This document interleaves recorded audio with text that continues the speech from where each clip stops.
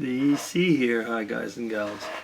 Well, I will be doing another tag video. Yeah, I know. For those of you who don't like tag videos, you're going to say, not another one.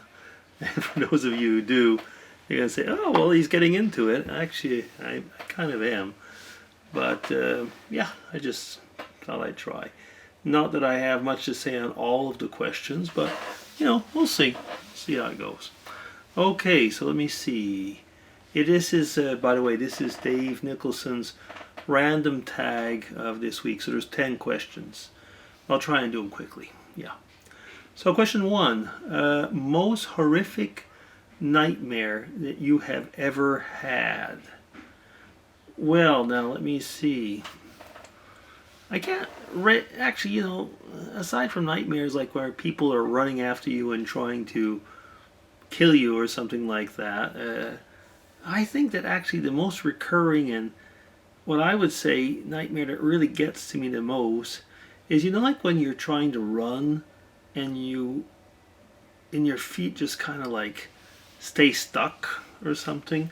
You know, it happens like, often people say it happens like if you have too many blankets on, for example, or stuff like that, and you just can't seem to move your legs, things like that. Anyway, so that's not maybe a horrific nightmare, but it's usually associated like with somebody coming after you, so it's a scary one. Question 2. Do you have any unusual fears? Now, most people have been talking about spiders and stuff like that.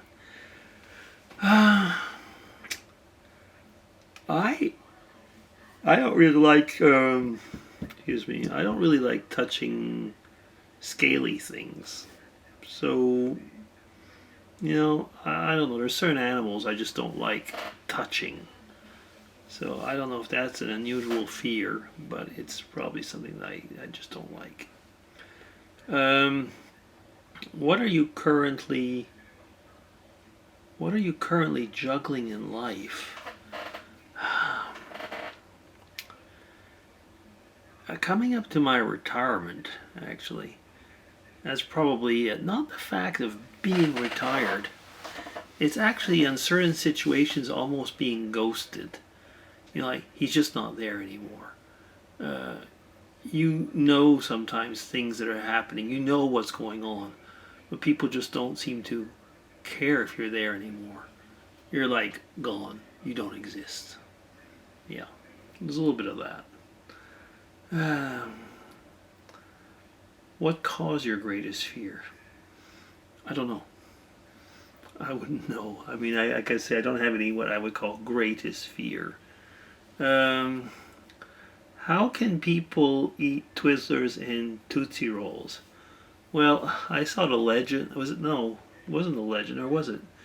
Somebody just basically, you know, said you put them in your mouth and eat. But I'm trying to remember now. A Tootsie Roll is a thing that you kind of suck on, isn't it? And a Twizzler, isn't that those kind of like red licorice things? Is that right? So I guess like one you chew on and one you just kind of suck on it and let it melt. I'm not quite certain. Anyway. Question 6. How can you tell that a person is not close to you? Well, I heard 2 types of answers on that one. One is like, they're far away, so they're not close. And the other one was more like the emotional side. If a person's not close to you, I think if you realize a person's not really listening to you or doesn't take you into account, they're not probably very close to you. That's part of it, I guess. That's a large part of it. And you realize that sometimes when people that were close to you move away, you'll find that out pretty quickly. Question 7. Why are psychiatrists called shrinks? Now, most people have answered that. I would say, at least the official answer is that it came from witch doctors and shrunken heads, and using, you know, the shrunken heads to like kind of go into the whole mind reading stuff or so on. I like the legend what he said. Something that's like they go like kind of like shrink it into your head. They go into your head, you know. They make actually your head small and so that they can actually fit in and go out what they should. That's what a psychiatrist basically does, and I think that the word calling them a shrink, I know it's an adaptation of the first thing that I mentioned, but it does actually. It kind of shrinks something that's big into something that's manageable, and try and brings it to you. So I like the word shrink in that respect. Just like a lot of doctors used to be called bones, things like that. Did you ever think? Do you ever think of dying?